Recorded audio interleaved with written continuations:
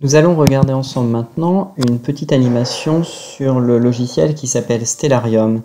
Stellarium nous permet d'observer le ciel étoilé et les astres qui sont visibles de nuit ou de jour d'ailleurs depuis la Terre ou depuis n'importe quel autre point du système stellaire. Vous avez ici un positionnement depuis la Terre qui vise comme objet la Lune, comme objet d'étude la Lune. Nous sommes le 20 avril 2020 et nous verrions ceci de la Lune, donc une toute petite partie gauche, un croissant de Lune éclairé.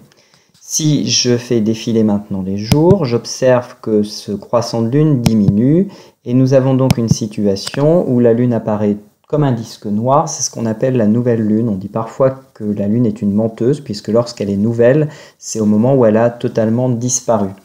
Si vous augmentez les jours qui viennent, vous voyez que le croissant de Lune réapparaît de l'autre côté.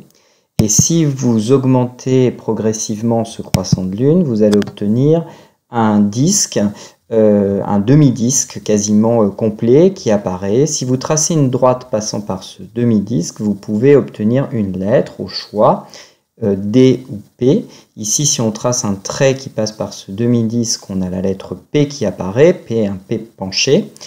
Et donc, ceci veut dire que nous sommes sur le premier croissant de Lune et sur le premier quartier puisqu'on a la première moitié. Donc, le premier croissant, c'est lorsque la face éclairée de la Lune augmente, croît. Et lorsqu'on arrive à la moitié de la Lune éclairée, on a ce qu'on appelle le premier quartier.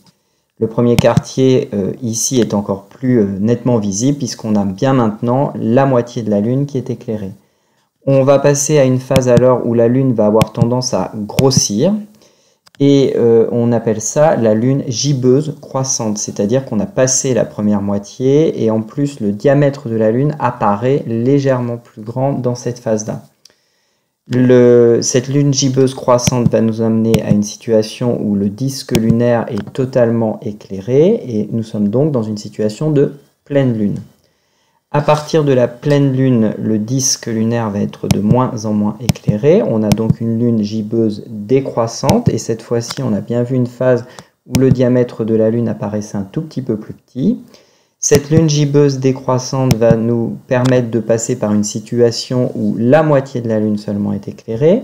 Si vous tracez à nouveau un trait passant par la séparation nette entre la partie éclairée et la partie dans l'obscurité, vous pourrez tracer cette fois-ci la lettre D comme dernier quartier. Et ensuite, nous passons à la phase où nous observons les derniers croissants, c'est-à-dire les croissants qui vont se produire juste avant la disparition complète de la Lune et une autre nouvelle Lune. Nous sommes partis au 20 avril et nous sommes arrivés au 22 mai pour passer d'une nouvelle Lune à la suivante.